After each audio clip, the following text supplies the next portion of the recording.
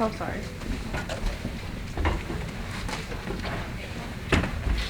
Excuse me.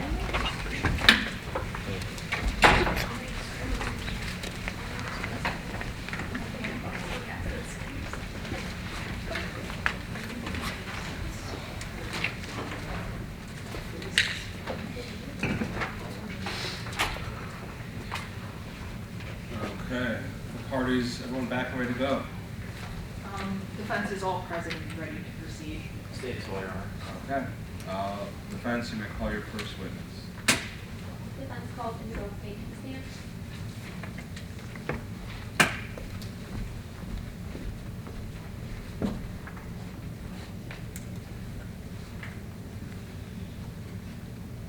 Good afternoon. Could you state your name for the record, please? Good afternoon. I'm Indigo Quaid. And Ms. Quaid, what is your occupation? Show business. I've been in a few local productions, but you might recognize me as the new host of Amazon Prime's hit reality TV show, The Saboteurs. I was also a past competitor. What is the Saboteurs? The Saboteurs is sort of like a Clue and Werewolf came together as reality TV. We invited about 20 competitors to come and live and compete in various challenges, and those who finish last in challenges or are voted out get sent home.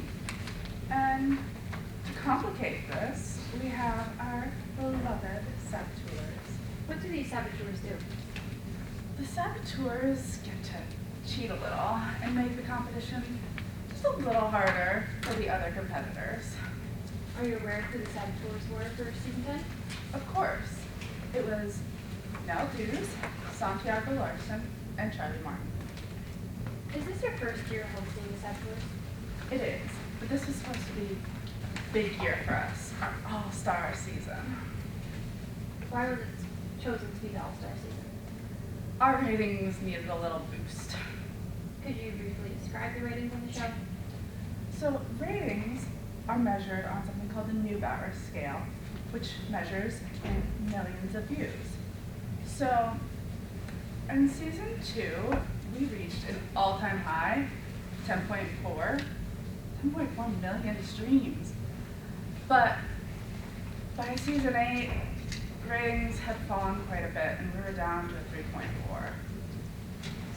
Did you interact with any of the Saboteurs prior to the filming of Saboteurs?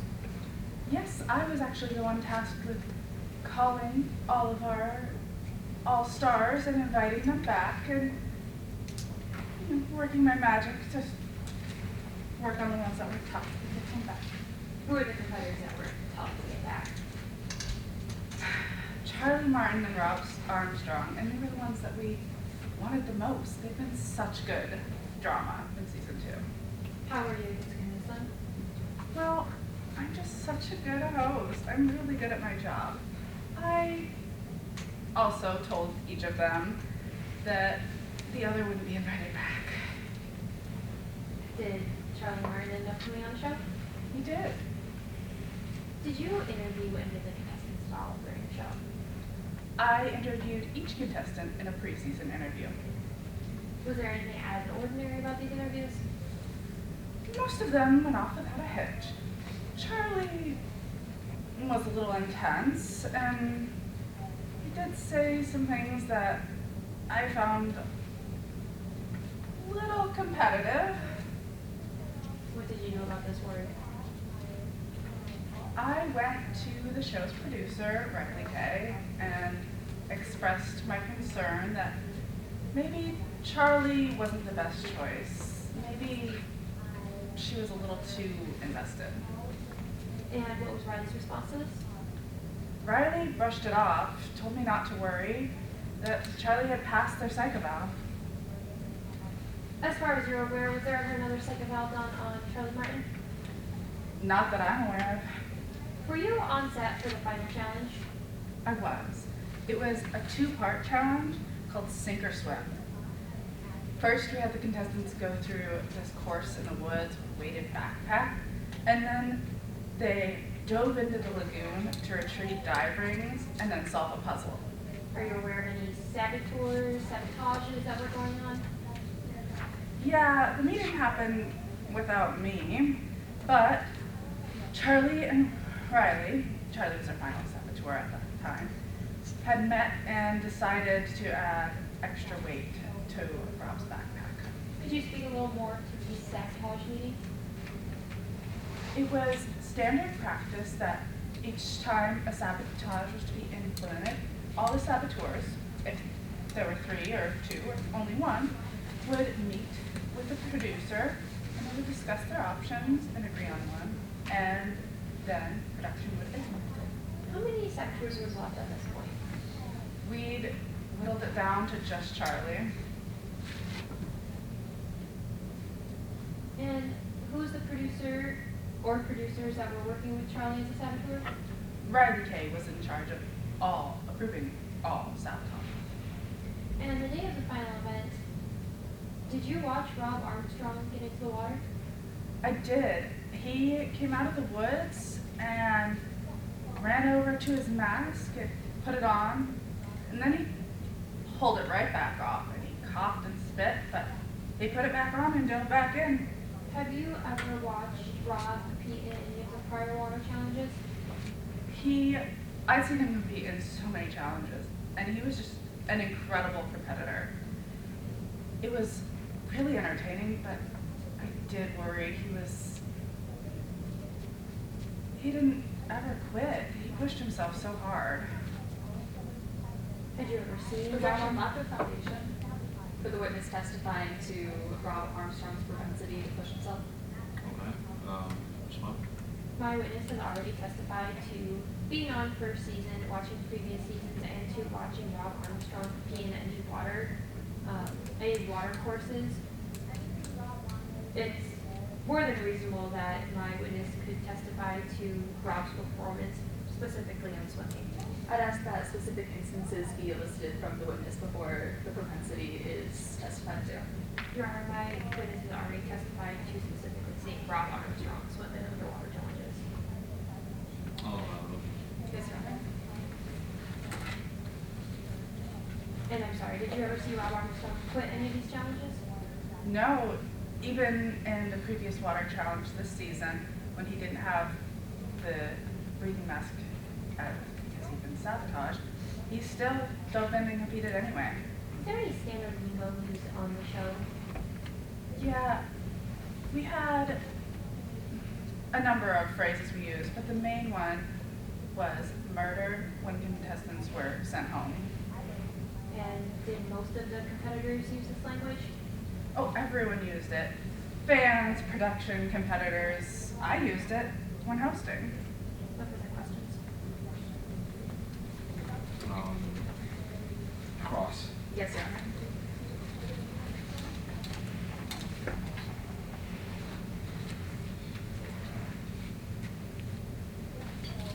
Good afternoon. Good afternoon. I'd like to start off with your motivation for testifying today. You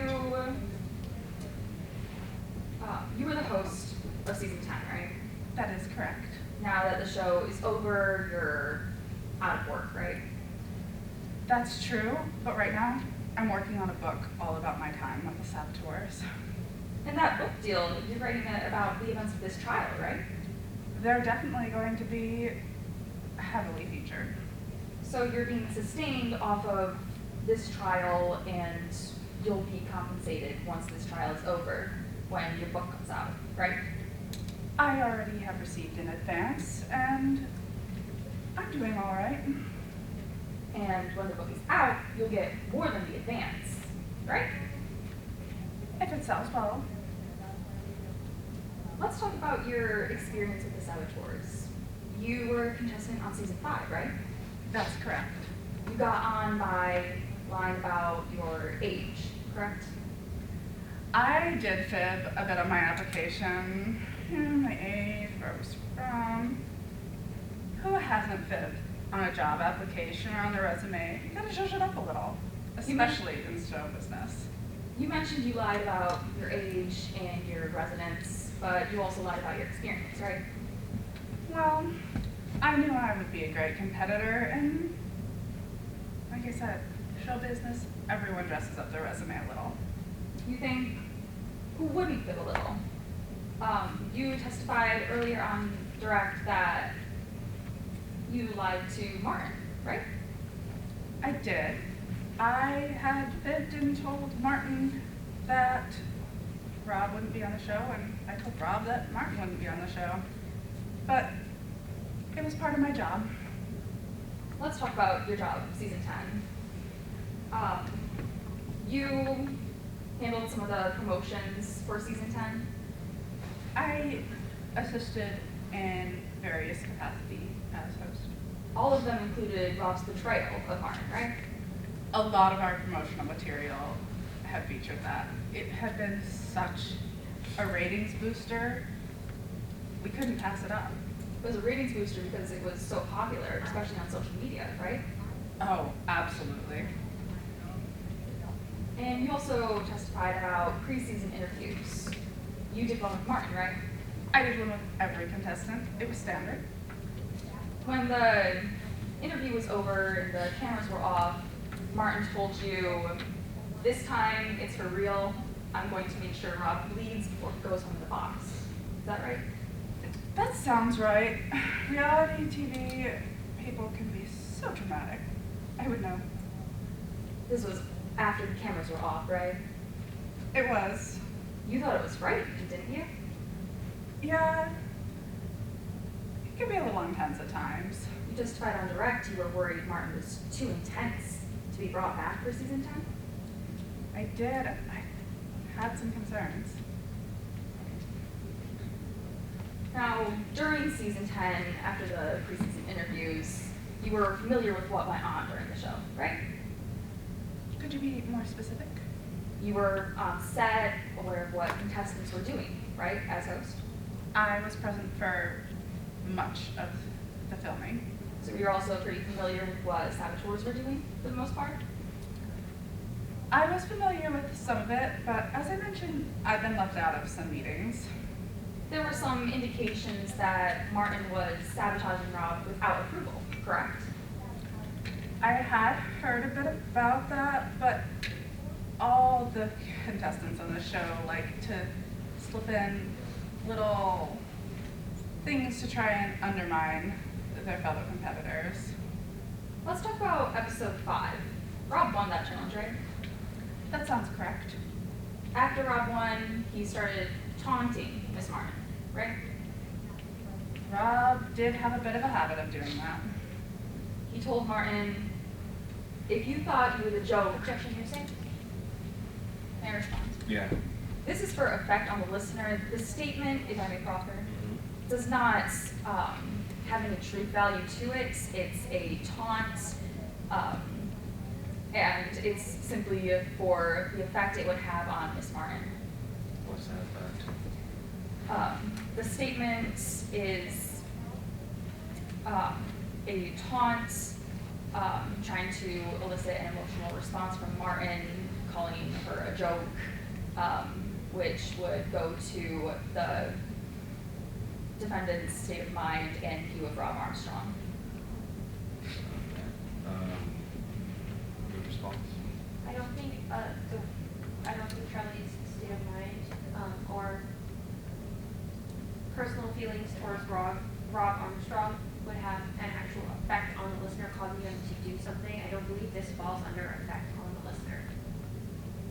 This quote would have an effect on Martin, not Martin having an effect on the quote. Was Martin here? Wasn't he here the quote? Yes, this statement was made to Martin by Rob. How does Martin react to the quote? I think the witness can't testify to that, yes. Okay. Well, then I'll allow for the effect that goes on Charlie more, but not for the truth matters. So. Rob told Martin, if you thought you were the joke before, wait until what happens at the end of this season, right? It sounds right. That sounds like Rob. And in your perception, Martin did not look happy about this, right? Rob's whole reason for coming back on the show was to try and change. I'm sorry, did I say Martin? Charlie's whole reason for coming back on the show was to change the narrative from their previous season. Can I strike the last part of that, response is non-responsive? No, you can try to evaluate this down a different way though. Yes, ma'am. You can answer with a yes or a no. Did Martin look unhappy after Rob said this? Didn't look happy, so I suppose I'm happy. Your Honor, I would like to raise my objection. This did not have an effect on the listener. I think there's sufficient with the other. Yes, Your Honor. Nothing further at this time. You redirect. No, Your Honor. Thank you for your time.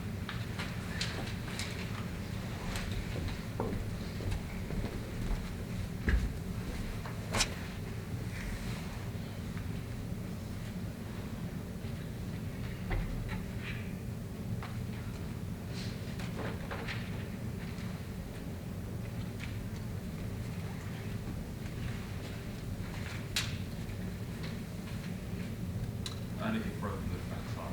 Yes, Your Honor. Defense calls Dr. Michael Lynn to the stand. And I'd like permission to set up a demonstrative. Yes, you may.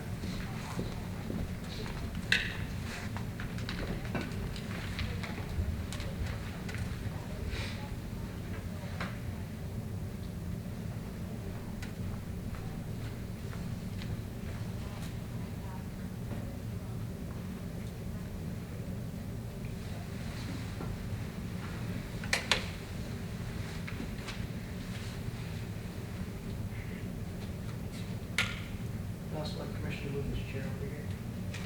Which chair? This chair. Oh, sure.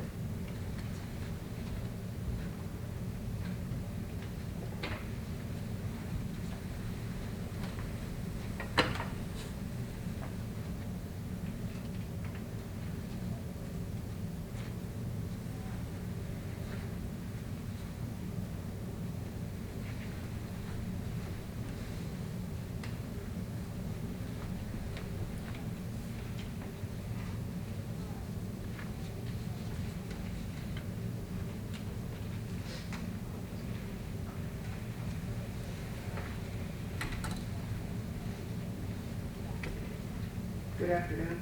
Could you please state your name for the record? Good afternoon. My name is Micah, Dr. Micah Lynn. What is your current occupation? I'm currently the Chief Clinical Psychologist for the Forensic Evaluation Center in Santa Ida, Bedouins. Can you tell us about your previous work experience? Yeah, so before working at the FEC, I worked for a place called Polhamlin and Smith Production Studios as a psychological consultant. They're similar to Cellcop Studios as they specialize in reality TV. While I was there, I assessed probably hundreds of potential contestants to see if they're fit to be on the show. And then I also worked closely with production to make sure that they considered the psychological profiles of contestants while making decisions on the show. What is your education? I got my bachelor's in psychology from Carnegie Mellon University. After Carnegie, I got my doctorate in psychology from Pepperdine University. On top of that, I have over 2 decades of experience in both clinical and forensic psychology. Why are you here? I'm here because Charlie Martin was referred to the FEC by the Defense Counsel, and I'm the psychologist that evaluated her. Do you have any other specializations? Yeah, so I'm board certified in both forensic psychology and clinical psychology, which means I work to treat and diagnose a variety of mental, behavioral, and emotional disorders, and also apply psychological principles to legal and justice issues. Could you identify Charlie Martin? Yes, Charlie Martin is at the end of the defense bench in the gray sweater. What methods did you use during your evaluation? So my go-to method when doing an evaluation for the FEC is body language analysis. Is that method the industry standard? Yeah, paying attention to something like a person's body language could help you understand them beyond words. It could help reveal how they're feeling and show how they respond to certain keywords or phrases. Were you able to reliably apply that method to this case? Yeah, always. What did you do to prepare for your evaluation of Charlie Martin? So I looked into Martin's background history, like family, legal, educational history. Then when she came into my office, I did some preliminary behavioral observations and conducted a basic mental status exam to be sure that she's fit to stand trial. How did you start your Evaluation? evaluation? Yeah. So the evaluation starts with clinical interview with the patient. I asked her about any prior mental health diagnoses or concerns, and then I moved on to the topic of today's trial. What were the results of your interview, Ms. Martin? So she reported no prior mental health concerns. When I asked her questions relating to season 2 of the saboteurs, I immediately noted a shift in her body language. Did you notice anything else? Yeah, she would start bouncing her knee, clenching, unclenching her fist, and picking at her nails and cuticles. I also noticed some emotional control issues when talking about this topic as well. Were you able to determine anything from her actions? So from these actions, I saw a correlation. Anytime her or I mentioned the story producer on the saboteur, Riley K., Martin would exhibit these same signs of fear, confusion, and anxiety. Did you ask Charlie Martin anything else? Well, I asked her to describe what happened on season 10. How did she react to that question? Again, I saw another shift in her body language. This time she would cross her legs and cross her arms and look at the floor and not look at me. These are signs of discomfort, insecurity, and anxiety. It took about a minute before she responded. What did she say? She started off speaking quietly, stating how she just wanted to win, to teach Armstrong a lesson. Objection, hearsay. Response. Your Honor, under Rule 703, this witness is an expert, and she has testified that she agrees with legal interfield and reasonably rely on testimony of the person, or the words of the person that they are evaluating. And she's using Charlie Martin's statements as part of her conclusions. It is important for the jury to hear what Charlie Martin was said in order for them to understand how she came to her conclusion. Your response to that? Yes, I believe that on 703, it says that these are only admissible if its probative value outweighs the prejudicial effect, and I'm arguing that the prejudicial effect greatly outweighs the probative value. How so? Because this is using body language that may not be consistent for every single person to come to a final conclusion. This is the only evidence that they have said so far. Body language is, you're not saying it's consistent with anybody who's talking about Charlie Martin. Yeah, and how they base their conclusions on it.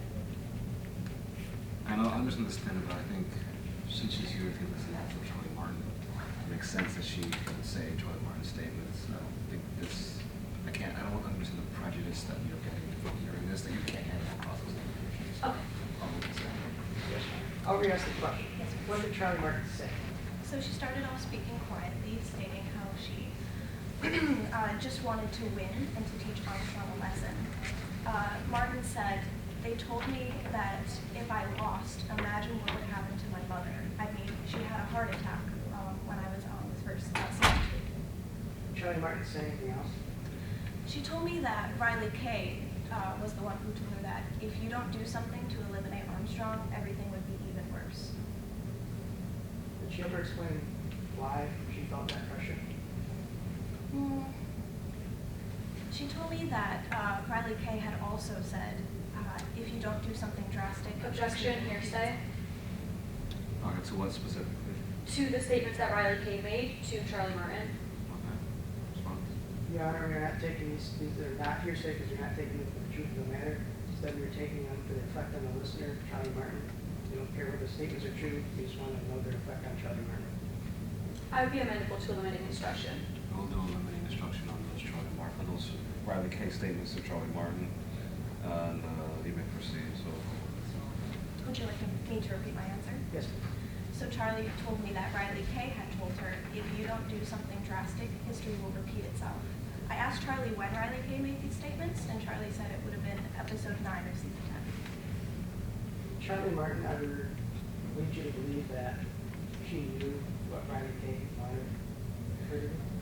So I asked Martin that same question, and Martin looked at the ground for a bit and said, I felt like Kay wanted me to hurt Armstrong because that's what brings in the ratings. While she said that, she would pull herself in closer, performing self-soothing activities like rubbing her arms. Did Charlie Martin mention anything about Rob Armstrong?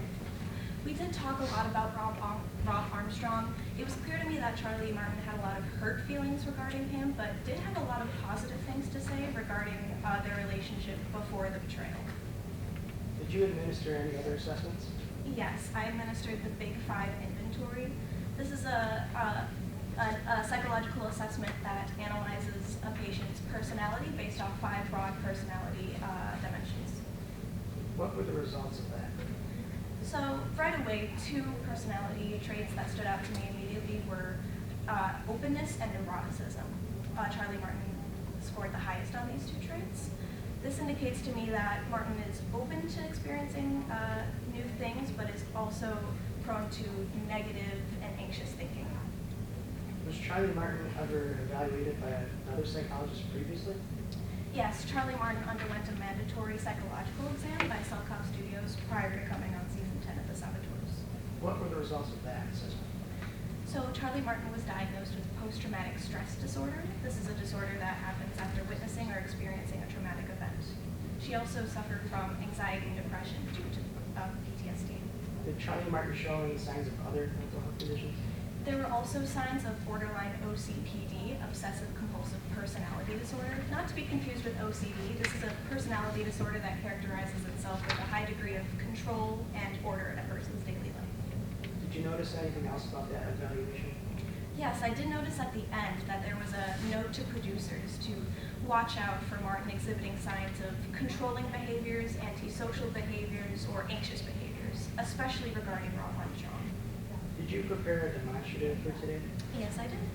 Your Honor, permission for the witness to stand up. Yeah, you may.